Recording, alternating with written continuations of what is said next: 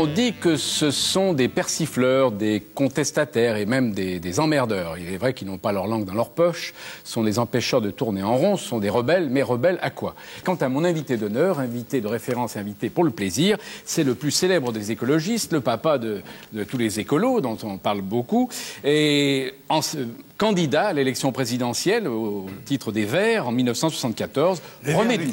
Les Verts n'existaient pas. Hein. Les Verts n'existaient pas. Enfin, un groupe d'écologistes. Groupe d'écologistes. René Dumont, vous voyez, déjà, ça y est, il a bondi, ça y est. Hein.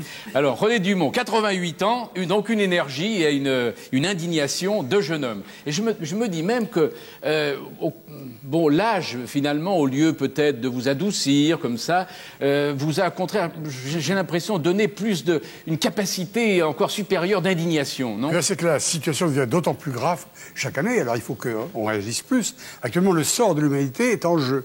Si on ne réagit pas brutalement dans quelques années pour changer toute notre base de civilisation, nous sommes perdus tout simplement. Mais ça, on ne le sait pas. On sait qu'il y a une sécheresse terrible en Afrique australe. Personne ne dit que c'est l'effet de serre. Donc nos bagnoles, donc nos abus, donc notre gaspillage. Alors, si les médias ne nous permettent pas de donner une information répétée et constante, si on ne change pas, si on cesse de fabriquer des grosses voitures, par exemple, si on cesse de faire des courses de moto avec les gars qui se tuent ensuite au Mans, eh bien, on est perdu. Ouais. Actuellement, le sort du monde... Oui, mais on a quand même le sentiment que grâce à vous et à beaucoup d'autres, et pas seulement les écologistes français, attendez, oui. On a l'impression quand même qu'il y a une prise de conscience qui se fait. Regardez les écologistes, les Verts et les générations écolo, ils ont fait 15% des voix, eux deux. Vous avez quand même Marie-Christine Blandin qui est devenue présidente du Conseil général du Nord-Pas-de-Calais. Ce sont des succès, ça. Oui, j'étais la saluer naturellement. C'est un succès, mais les dirigeants ne font rien. Actuellement, le Time du 2 janvier 89 nous dit si on n'interdit pas la fabrication de toutes les autres consommant plus de 5 km, on est perdu, tout simplement. Mais le Time, c'est pas une revue écolo, c'est une revue de l'establishment nord-américain. Oui. Bon, ben, le Français qui dirige Volkswagen nous a dit, moi, je peux faire des voitures à 4 litres au 100 km. Si on fait plus que ces voitures-là, nous sommes perdus. Chaque année, le CO2 augmente l'effet de serre. Je reviens de l'Irak, les maïs n'ont pas été fécondés au 15 août cette année parce que la température est montée. 2 degrés de plus dans les céréales tropicales risquent d'arrêter la fécondation de celles qui sont touchées. Ouais. Alors on ne sait pas où nous allons. Mais la voiture reste toujours votre bête noire, hein? Non mais la voiture, pardon, tous les gaspillages d'énergie. Ouais. Pourquoi est-ce qu'on fait des courses d'auto? Pourquoi est-ce qu'on fait des Paris-Dakar? Maintenant c'est Paris-Le Cap. Ouais. Pourquoi est-ce qu'on assassine par la voiture? Chaque acheteur d'une grosse voiture est un assassin. Ah oui, mais là, dites-moi, vous n'êtes quand même pas venu ce soir à vélo quand même. Je suis venu en métro. Ah, vous êtes venu en métro? Ben oui, à Marceau, c'est pas loin. Oui, c'est vrai. Ben, je n'ai plus d'auto. J'avais une auto qui ne circulait presque pas, et j'ai relancé. Oui. Mais chacun peut en faire autant quand il habite aux environs de Paris. Oui. Mais vous pensez que... Ah, la situation est dramatique. Ouais. Chaque année, un peu plus dramatique. Ouais. Enfin, nous revenons d'Afrique avec Charlotte Paquet, nous avons vu les gens mourir de faim. Alors, là, pour les plus jeunes peut-être qui ne vous connaîtraient pas, là, ils ont vu tout de suite qui vous étiez, Dumont. Mais alors, on vous connaît beaucoup mieux grâce à une biographie intitulée René Dumont, une vie saisie par l'écologie, qui paraît dans la collection Au Vif chez Stock et qui est signée de Jean-Paul Besset. Et je veux dire, c'est un travail qui a dû vous réjouir. C'est une belle biographie. C'est un travail magnifique. Oui. Il y a vraiment, non pas seulement l'étude de René Dumont, mais l'étude du siècle. L'étude du siècle au point de vue des 3 combats que je mène, le combat pacifiste, le combat tiers-mondiste et le combat écologiste. Oui. Et puis il y a aussi tout votre parcours, votre parcours d'ingénieur agronome, votre parcours de rebelle, puisque c'est le terme qu'il faut employer. Alors, comme tout à l'heure on va parler du livre de Philippe Meyer, il nous propose des portraits, et souvent dans vos portraits, vous comparez les hommes politiques à des personnages littéraires ou de bandes dessinées. Alors je vous ai demandé à qui vous pourriez comparer René Dumont.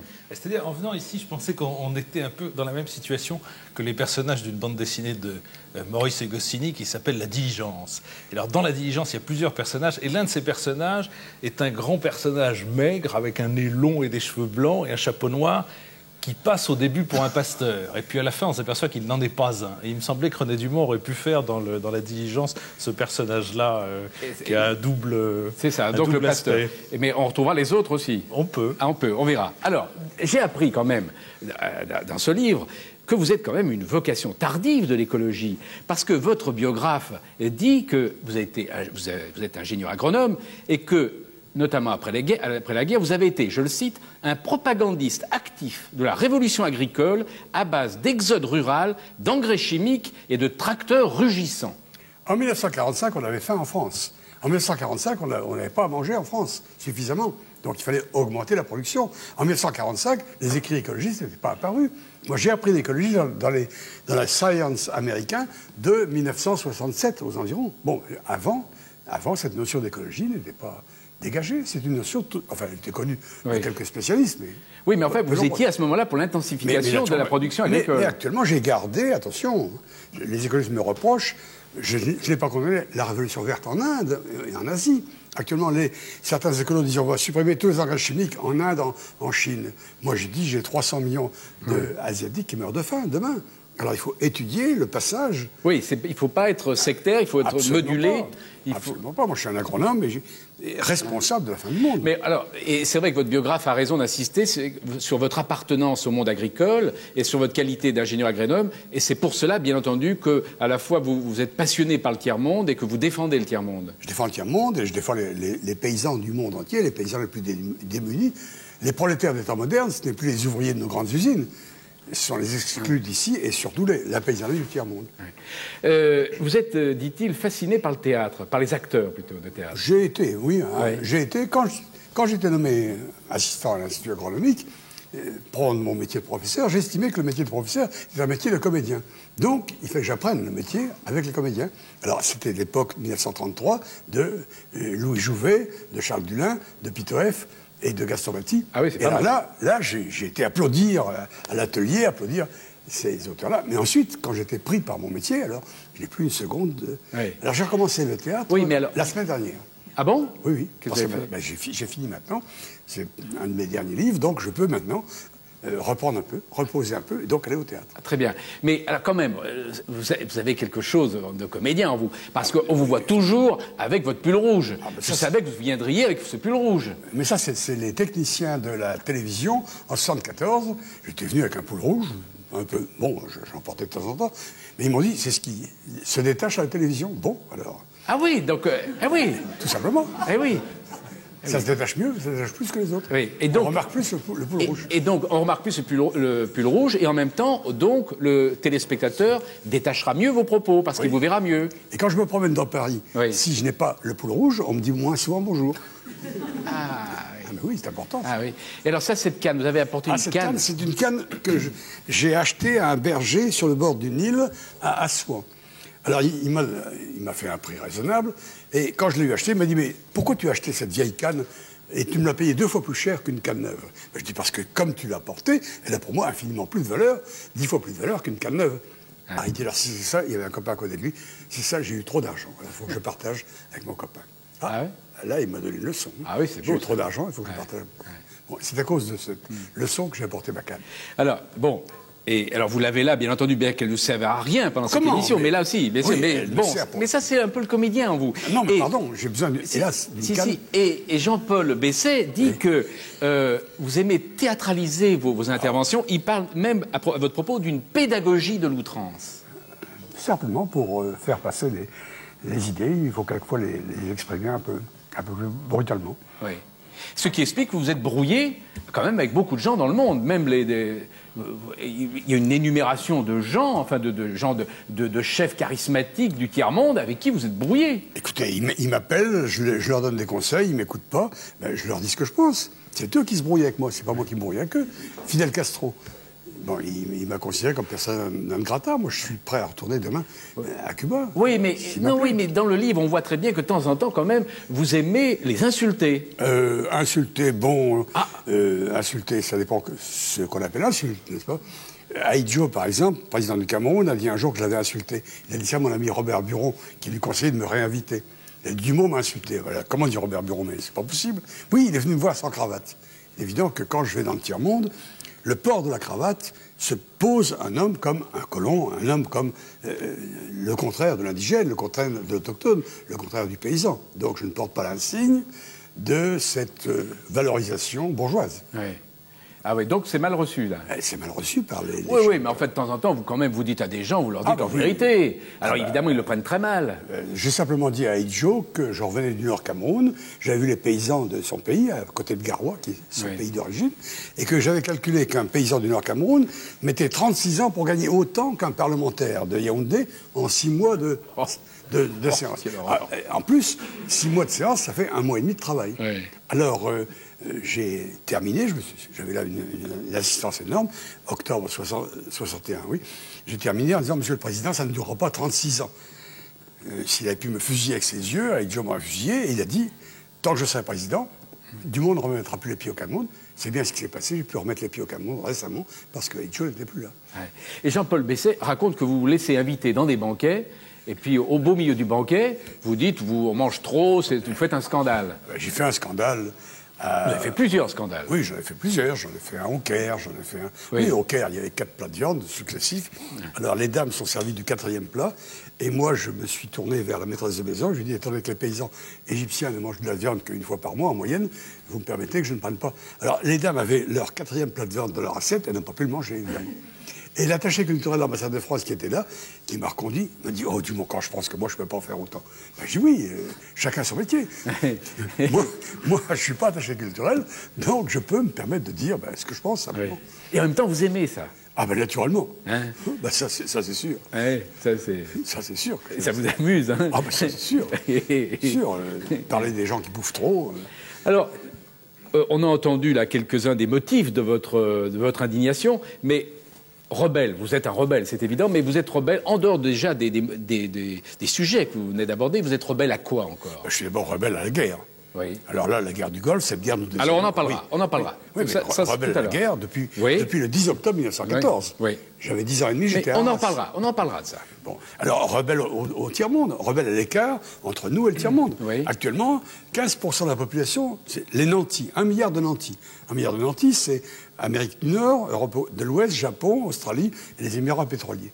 15% de la population ont 80% des ressources. 1 milliard de nantis, et à côté, il y a 1 milliard d'exclus, ceux qui ont faim. L'écart de niveau de vie entre le milliard nantis et le milliard d'exclus nous dit le programme des Nations Unies pour le développement, c'est 150 à 1. Bon, et chaque année, cet écart augmente. Bon, vous croyez qu'ils vont accepter de crever la bouche ouverte? Oui, mais alors ça prouve que tout ce que vous faites depuis 20 ans, ça sert à rien. Ça veut dire que je n'ai pas été suivi, ça veut dire que l'écart augmente, ça veut dire que les risques...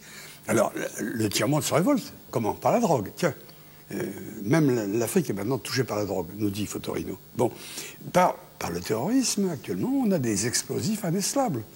Bon. Alors, on parle beaucoup des explosifs là, des 2 avions. On oublie de dire qu'il y a des formes de terrorisme d'État qui tuent chaque jour.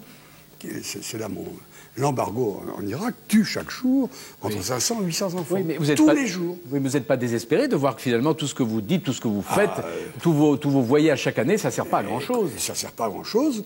Il y a eu la décolonisation. Mais évidemment, elle n'a pas été suivie par l'indépendance de ce qu'on espérait. Non, on marque des points quand même. On marque des points. Bon, alors voici, René Dumois, document de l'INA dans lequel on vous voit pendant votre campagne électorale, c'était donc en 1974, en Bretagne, et je rappelle que vous étiez alors le candidat écologique à la présidence de la République. Il était 11h15 hier, le candidat écologiste René Dumont se posait à Lorient, nouvelle étape de sa campagne sur le terrain. Après un premier meeting au cours duquel il devait déclarer qu'il ne se désisterait pas avant le premier tour afin de mesurer la prise de conscience des problèmes écologiques, René Dumont tenait une conférence de presse pique-nique au bord de la Laïta pour accuser les pollueurs de la rivière. Quelques minutes pour se relaxer d'une façon tout à fait écologique avant d'animer un meeting champêtre à Port-la-Forêt, lieu prévu pour l'implantation d'une marina. 120 à 140 km/h. Les autoroutes sont en train de défigurer toute la France. Il y a des gens qui sont plus raisonnables que nous. Il y a 2 mois, le gouvernement des Pays-Bas a interdit toute nouvelle construction d'autoroute. Le jour où vous dresserez contre l'autoroute, vous aurez des chances de préserver ce qui vous reste de patrimoine. Ce fut aussi pour le professeur l'occasion d'improviser un petit cours d'agronomie avec les élèves d'une classe de mer qui passaient par là.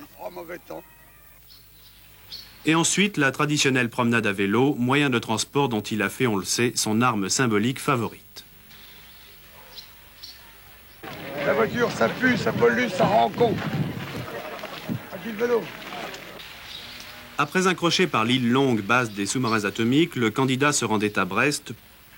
Si nous continuons l'évolution actuelle de la population et de la production industrielle démentielle, nous allons à l'effondrement total de notre planète, de la vie sur la Terre, vers le milieu du siècle prochain. Finalement, vos discours n'ont pas changé, hein, René Dumont. Parce que contre les autoroutes, déjà, il y a 20 ans, déjà, vous... La situation s'est aggravée, s'aggrave tous les jours, et si on ne nous écoute pas, bien, l'humanité est perdue. Et la surpopulation aussi. Edward Goldschmidt vient d'écrire un livre qui s'appelle « 5000 jours pour sauver la planète ». Mon ami Lester Brown, qui dirige le World Watch Institute de Washington, dit « dans 10 ans, les dés seront jetés ». Bon, mais... Oui, mais votre biographe dit que vous êtes un Cassandre professionnel et que vous annoncez toujours des malheurs. Pardon, je répète, j'ai là tous les livres qui m'ont approuvé, là, je ne les sors pas, parce qu'il y en a trop nombreux. Madame Brundtland a travaillé 4 ans pour les Nations Unies pour établir un rapport sur l'environnement et le développement. Et tout ceci, tout ce que je fais, c'est simplement de rappeler ce que ces chercheurs font. Moi, je suis un vulgarisateur, essentiellement. Donc, René Dumont, vous auriez été bien embêté si vous aviez été élu président de la République en 74, quand même. Non, mais ça, je ne courais pas de risque. Oui, vous courez, c'est vrai. Je savais, vous savez que j'ai eu 2 fois plus de voix que Le Pen, ce jour-là. À l'époque? Oui, 2 fois plus de voix que Le Pen. Ah, oui. J'ai eu 337 000 voix, et Le Pen en a eu la moitié, exactement. Ah oui, mais alors, depuis, il a progressé, lui, hein. Nous sommes tous les deux, écologistes et Front National, à 15%. C'est vrai. Nous ne sommes pas 15, nous sommes 2 fois 7, hélas. C'est beaucoup moins que 15. Peut-être que le pull vert brun passe mieux que le pull vert rouge dans les médias. Peut-être. Ah bon, là. Ah bon, vous connaissez, vous avez déjà travaillé ensemble avec Renaud? On s'est battu le 14 juillet 1989, quand on voulait que la fête de la Bastille, la prise de la Bastille, soit fêtée par les 7 États les plus riches du monde, le G7. Nous avons dit, pardon, il y a les États les plus pauvres. Alors Renaud a fait une chanson sur la place de la Bastille, c'était le 9 juillet. Quelle chanson? Non, un récital. Enfin, un avec récital, Johnny Clegg. On avait fait avec plein d'organisations. On avait organisé un concert géant de protestation contre la dette, l'apartheid et les colonies. Oui. Pour protester contre la tenue en plein sommet du bicentenaire qui était censé célébrer les sans-culottes. Protester contre la venue à Paris du G7 des 7 pays les plus riches du monde, qui sont responsables de la misère des plus de 4/5 de l'humanité. Mais vous organisez, pourquoi pas organiser le sommet des 7 pays les plus pauvres du monde? C'est ce qu'il avait fait, justement, René Dumont. On était à côté. Ah oui, c'est ça. Et c'était quel pays?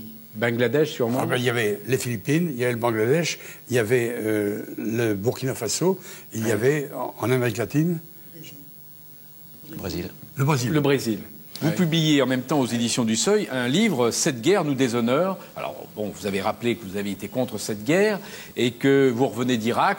Vous avez déjà nous avez donné quelques informations et vous êtes absolument indigné maintenant. C'est un scandale. D'abord, d'avoir accepté de faire la guerre alors qu'on pouvait négocier. Oui. Ensuite, la guerre, comme elle a été faite, le bombardement qui a détruit à Bagdad tout le réseau d'eau, tout le réseau d'électricité, qui a laissé 5 millions d'habitants sans eau potable pendant des mois. Oui, mais ça, c'est la guerre, on va vous répondre. Oh, pardon, pardon.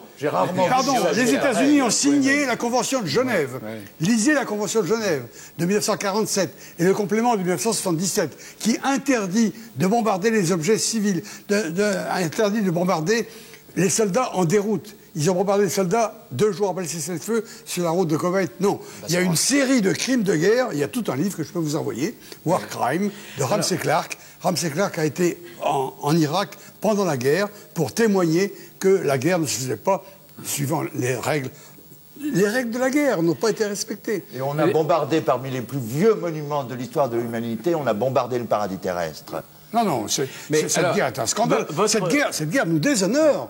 Alors, quand le gouvernement m'a donné la Légion d'honneur, moi, je ne peux pas accepter la Légion d'honneur de la part d'un gouvernement qui s'est déshonoré lui-même. Ouais.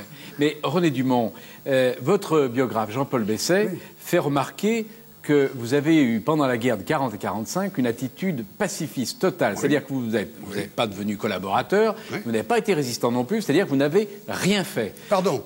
Ah, c'est ce qu'il dit, hein? Pardon, d'accord. Mais pardon. C'est ce qu'il dit. Le 15 octobre 1940, un seul professeur à l'Institut agronomique a protesté contre vous avez un professeur israélite qui s'appelait Walid. J'ai été le seul à avoir dit devant tous les élèves, je proteste contre la destitution de Walid.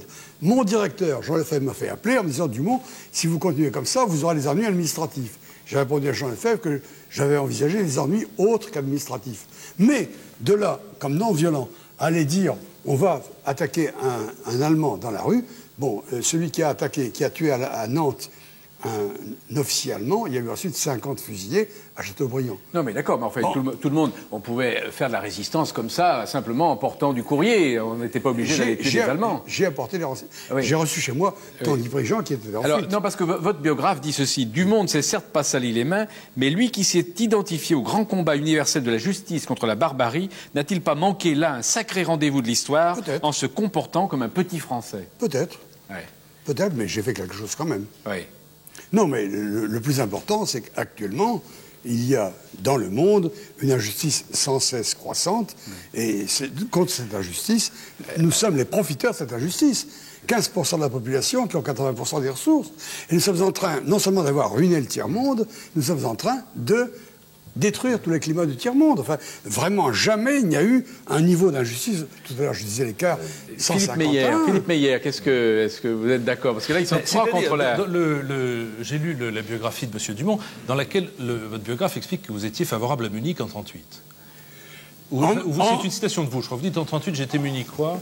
Blum, les socialistes aussi, d'ailleurs. En 1938, je n'ai pas... Mais alors, qu'est-ce que vous voulez dire?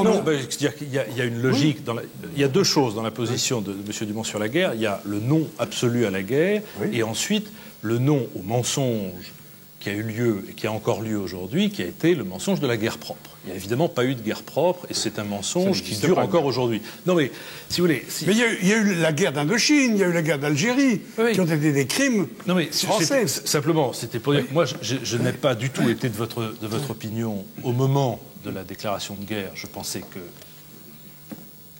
toute chose égale par ailleurs, il n'était pas possible de laisser Saddam Hussein contrôler un pourcentage aussi important des ressources pétrolières et que donc il fallait la guerre. Je suis de votre avis sur le mensonge, sur la guerre propre et sur le fait, qui est une chose grave, que ce mensonge dure encore. En réalité, on n'a aucune idée, même approximative, la guerre à 15 000 unités près, comme si ces unités étaient négligeables, du nombre de morts qu'il y a eu en Irak. Et effectivement, le problème... Moi, j'étais à la fois pour la guerre, et la première chronique que j'ai faite une fois la guerre déclenchée, ça a été contre les généraux qui étaient dans tous les studios.